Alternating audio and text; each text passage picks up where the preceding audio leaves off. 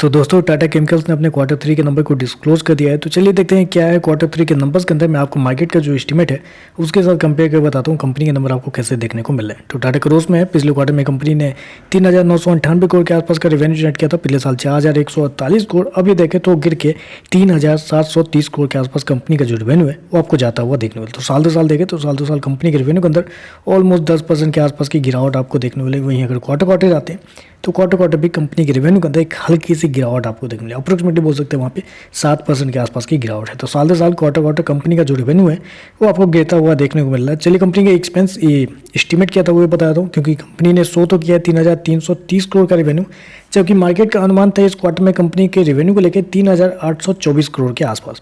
तो आप कह सकते हैं जितना मार्केट का अनुमान था उससे 3%, 2 से 3% कम कंपनी का रेवेन्यू आपको देखने को मिल रहा है। तो वो कोई बड़ी बात नहीं है, मेरे हिसाब से ओके, कोई दिक्कत वाली बात नहीं है। एक्सपेंस की बात करते हैं, पिछले क्वार्टर में 3,558 करोड़ खर्च किए थे, पिछले साल 3,560 करोड़। अभी देखें तो कंपनी का 3,566 करोड़ के आसपास आपको देखने को मिल रहा है। तो कंपनी के खर्चे देखें तो कंपनी के खर्चे थोड़े से हाई हो गए हैं, क्योंकि मैंने ऑलरेडी आपको बताया कि कंपनी का रेवेन्यू गिर रहा है साल दर साल क्वार्टर दोनों, लेकिन जब खर्चे के अंदर जाते हैं तो कंपनी के जो खर्चे हैं वो कम होने का नाम ही नहीं ले रहे हैं। पिछले क्वार्टर पिछले साल के मुकाबले देखें तो कंपनी के खर्चे उतना ही देखने को मिले जितना कंपनी हर क्वार्टर करती आ रही है, जो कि एक थोड़ा सा सरप्राइज है। चलिए कंपनी का प्रॉफिट क्या निकलता है वो देख लेते हैं। पिछले क्वार्टर की बात करें तो पिछले क्वार्टर में 495 करोड़ का प्रॉफिट, पिछले साल 425 करोड़। अभी देखें तो गिर के 194 करोड़ कंपनी का जो प्रॉफिट है वो आपको जाता हुआ देखना है। तो साल दर साल देखें तो साल दर साल कंपनी की जो प्रॉफिट है उसके अंदर एक बड़ी गिरावट आपको देखने मिला, आधा से भी कम आपको देखने को मिला। अप्रोक्सीमेटली 55% के आसपास की गिरावट है कंपनी के प्रॉफिट के अंदर।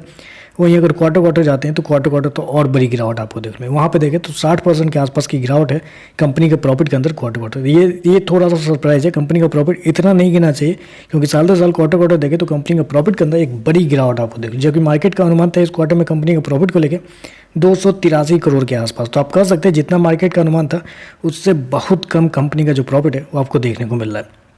चलिए कंपनी के ईपीएस क्या है वो देखते हैं।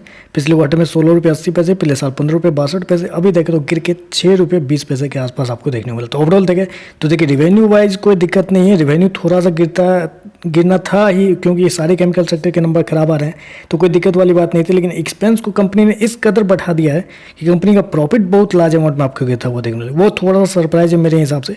जबकि कंपनी ने इस क्वार्टर में ज्वाइंट वेंचर के नाम पर 60 करोड़ रुपये का फायदा भी हुआ है, जबकि 60 करोड़ का फायदा हुआ है। पिछले साल 91 करोड़ का लॉस था, पिछले साल क्वार्टर में 12 करोड़ का लॉस था। फायदा होने के बाद भी कंपनी का जो प्रॉफिट है बड़े लार्ज अमाउंट पे आपको गिरता हुआ देखना है। तो ओवरऑल देखें तो थोड़े से नेगेटिव नंबर देखने को मिल रहे हैं, देखते हैं मार्केट कैसे एड करता है। तो चलिए बस आज के लिए बस इतना ही। वीडियो पसंद आए तो लाइक कीजिएगा, साथ में साथ चैनल को सब्सक्राइब जरूर कीजिएगा। धन्यवाद।